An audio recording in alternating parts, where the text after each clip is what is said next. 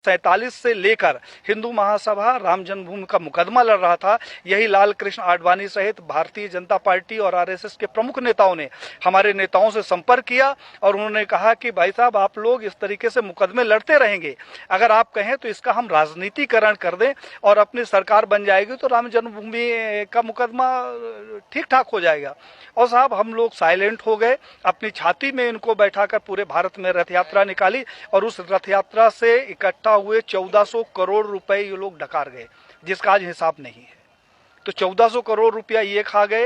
हिंदुत्व के नाम पर जो भी प्रखर नेता आगे आता है, कहने के लिए थोड़ा सा बुरी बात है लेकिन कहना जरूरी है, अशोक सिंघल जी को मैंने पत्र लिखा। हमने कहा 1400 करोड़ रुपया जो राम जन्मभूमि का इकट्ठा हुआ कहाँ गया।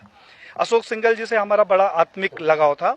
उन्होंने उसका जवाब दिया और मुझे फोन किया कि पांडे साहब, मैं अयोध्या जा रहा हूं, आप आ जाओ, आपसे कुछ बात करना है। मैं जब अयोध्या गया तो एक गले में वो पीला टॉवेल रखते थे, उन्होंने जो शिला रखी हुई थी उसकी धूल झाड़नी शुरू कर दी। हमने कहा कि ये क्या कर रहे हो। बोला, पांडे जी, मेरा अंतिम सपना है कि किसी तरीके से मेरे जिंदा रहते ये मंदिर का निर्माण हो जाए।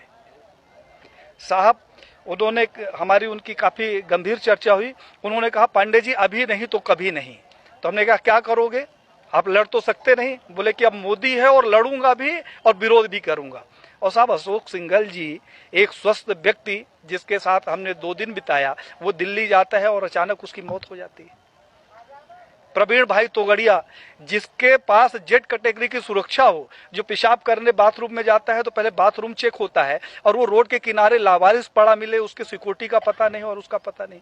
कमलेश तिवारी, जिसकी सिक्योरिटी के लिए 24 गार्ड नियुक्त थे, हमारे पास उसके पत्र हैं साहब। और उस आदमी की हत्या हो जाती है और हत्या का कारण सिर्फ ये होता है कि उसकी सुरक्षा में कमी कर दी जाती है। तो बीजेपी के समय में मैंने ये देखा कि जितने हिंदूवादी प्रखर नेता हुए हैं, उनकी एक एक करके हत्या कर दी गई। अब पहले तो बार बार आप लोग योगी जी कह रहे हैं, गोरख इतिहास उठा के देखिए, योगी है नहीं, वह अघौरी संप्रदाय है। सारे संत मानते हैं कि योगी जी संत नहीं है, वो अघौरी है, अघौरी है। 5 क्रियाएं उसका उल्टा है, दारू पीना, मीट खाना, को भी बांट दिया है। आप ये कह रहे हैं? हाँ, यहाँ तो उत्तर एक संत हो गए, एक सरकारी संत हो गए हैं और एक तो वास्तविक संत। जन कल्याण का जनता के लिए तो इस सरकार ने कुछ नहीं किया। किसके लिए किया? किसी के लिए नहीं किया। इन्होंने जो है केवल 5 साल बड़ी बड़ी वादों में, बड़ी बड़ी घोषणाओं में जो है बीत गया। इस सरकार ने कुछ नहीं किया। योगी जी भी संत है, तो संत समाज उनसे खुश नहीं है क्या? संत समाज किस लिए खुश रहेगा? संतों के लिए ऐसा थोड़ी ना। देखिए, वो उच्च पद है और वहां जाने के लिए सबको सोचना चाहिए। सब आम जनता के लिए नहीं सोचे तो संत के लिए क्या सोचेंगे? संत के लिए भी आज तक उन्होंने कुछ नहीं सोचा, कुछ नहीं दिलीप किया। दास जी है, उनसे भी बातचीत कर लेते हैं।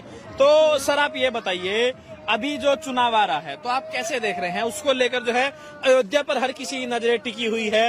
आज जो है विजयदशमी का भी त्योहार मनाया जा रहा है। सभी पार्टियां जो है अपना जान लगा दी है चुनाव में। और अभी जो दीपोत्सव है उस पर जो है नजरें टिकी हुई है। योगी जी ने पहले भी मनाया था दीपोत्सव जी। बीजेपी वाले कह रहे जब से हम आए हैं तभी से हो रहा है सब। नहीं, दीपोत्सव तो त्रेता युग से मनाया जा रहा है जी। ये दीपोत्सव की परंपरा योगी जी आ गए या भारतीय जनता पार्टी आ गई। लाखों दिए जला रहे हैं अयोध्या में। अच्छी बात है, जलाना चाहिए और ऐसा भी दिया जलना चाहिए जिससे पूरे राष्ट्र में प्रकाश हो और सबके जीवन में भी प्रकाश होना चाहिए। हो रहा है। अब इसको तो मैं नहीं मानूंगा। अयोध्या के जिस हिसाब से मेरे अयोध्या का दुरुपयोग किया जा रहा है, जिस हिसाब से आज भी विवाद समाप्ति के बाद भी अयोध्या को राजनीतिक कड़ाही के रूप में ही देखा जा रहा है। सब लोग अपनी अपनी छानने की तैयारी में हैं। हिंदू का मतलब क्या है? हिंदू कोई धर्म नहीं है। ये दल विशेष के लोग, संगठन के विशेष के लोग हमारे सनातन धर्म को कमजोर करके हिंदू धर्म बनाना चाह रहे हैं। हिंदू कोई धर्म नहीं है, हिंदू एक जाति है। हिंदू एक जाति है। पहले लिखा जाता था नाम फला, पिता का नाम फला, धर्म सनातन, जाति हिंदू ब्राह्मण, जाति हिंदू क्षत्रिय, जाति हिंदू वैश्य, जाति हिंदू दलित।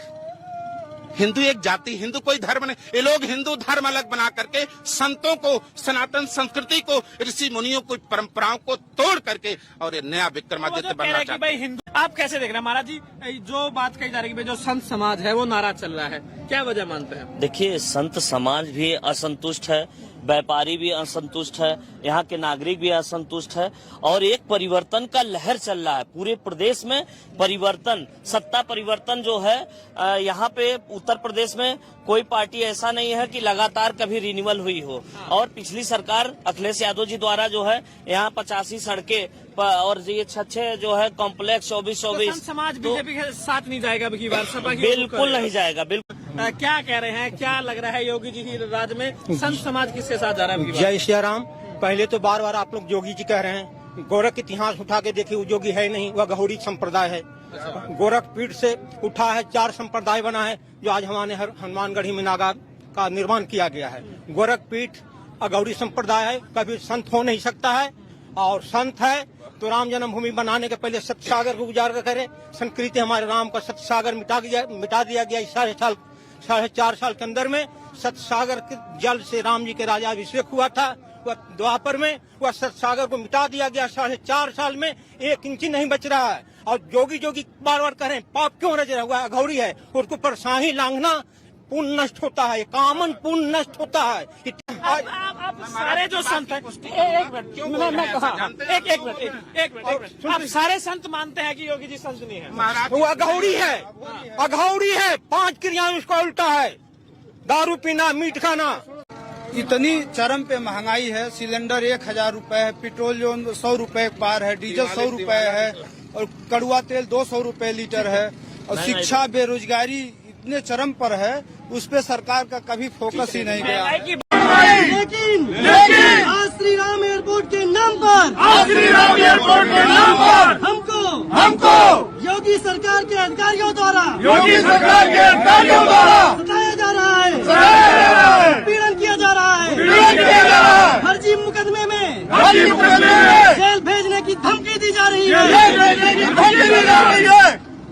प्रभु श्री राम की धरती पर उनकी प्रजा को घर से बेघर करने की तैयारी की जा रही है। लेकिन हम सभी ब्राह्मण योगी सरकार के सामने झुकेंगे नहीं। हम भगवान श्री परशुराम के वंशज जनेऊ की कसम खाते हैं। जो गलती हमने 2017 में भाजपा को वोट देकर की है, वह दोबारा नहीं करेंगे। आज हम लोगों ने जाकर के सरजू में स्नान किया और स्नान करके जनेऊ की कसम खाया कि मैं इन जोगी सरकार को उखाड़ फेंकूंगा अगर मुझे उचित न्याय न मिला तो। देखिए, सारे किसान आपके सामने बैठे हुए हैं। यहाँ पर धर्मपुर गांव के किसान आए हुए हैं।